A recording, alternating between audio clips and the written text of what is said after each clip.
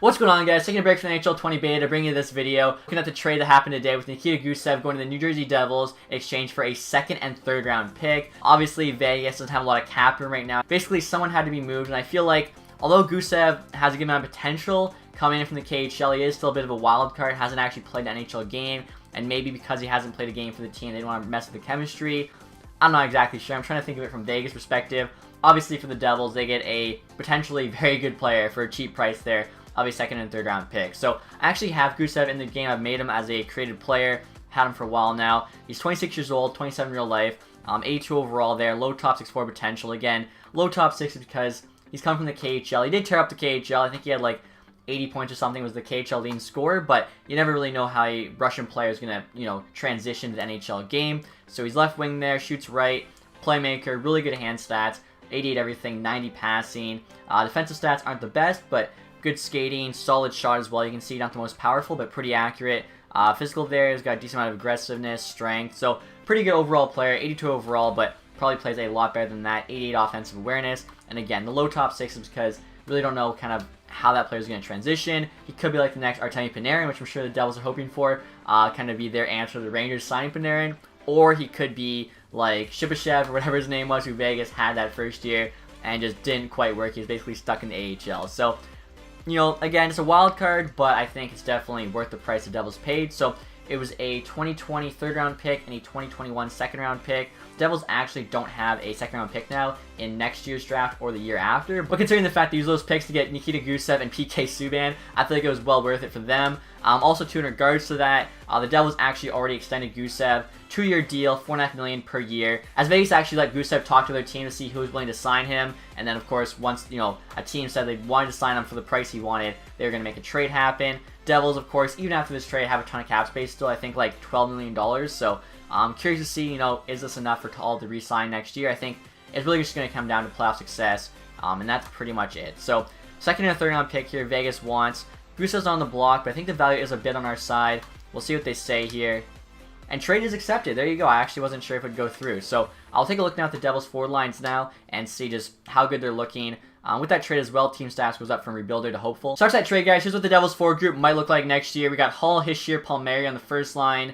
Bratt, Cini there, who's in for Jack Hughes just because it's the beginning of the season. We don't have him on the team yet. And Gusev on the second line. If you guys missed my Devils prediction video for next season, I actually signed Thomas Vanek. I felt like Jack Hughes could really use like a shooter on that second line if they choose to play on there and leave Hischier as the first line center, which probably makes more sense just because, Hischier has more experience. So it makes sense to give Hughes a bit better matchups. And I feel like Gusev, although he is a playmaker, is also a pretty good scorer, so maybe him and Hughes could be a dynamic duo. Wood, Zajac, Simmons is now the third line, which is a pretty respectable third line, I think. And then Hayden, Zach, and Coleman on the fourth line also isn't too bad. So with this signing, I already thought Devils were like a maybe playoff team. I think really what's going to come down to is goaltending. Either Corey Schneider has to bounce back to his former self, or at least close to it, or Mackenzie Blackwood has to take a big step and prove himself as a starting goaltender. For me, really, it's just going to come down to goaltending. If it's good, Devils make the playoffs. If it's bad, they're not going to make it in. And we're not going to try to trade from the Golden Knights perspective. As you can see, the second and third rounder have more value than Gusev, so probably not going to go through, even on medium difficulty.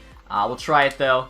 And yeah, trade is rejected. And thing is, I think I have him as low top 6. Even at low elite, his value still will not be enough. So, in-game, EA thinks, the Vegas Golden Knights actually got a good deal here. But I feel like in real life, the Devils definitely got a good deal. Because a second or third round pick, maybe those prospects, turn into players that end up being NHLers. But Gusev's already quite far along. A lot of people are calling him a prospect. He's definitely not. He's 27 years old. It's basically just a matter of whether or not his game can transition to NHL, and I think, again, the Devils was definitely worth the risk trading those picks. So instead of a second and a third, guys, I'm going to try 2 thirds here, see what the Devils say.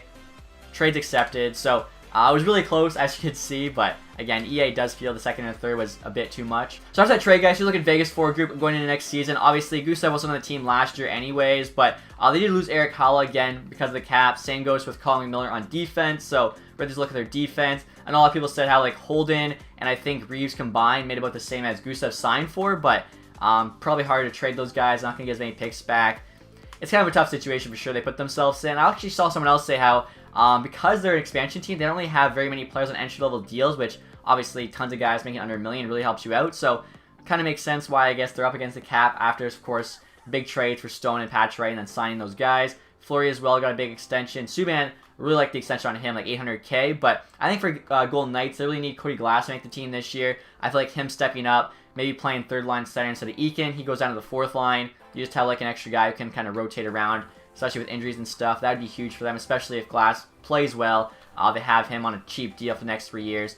Could be a big part of that team. So we'll see if Glass can make that next step for them. If not, the team is still pretty good. I think they're still a playoff team.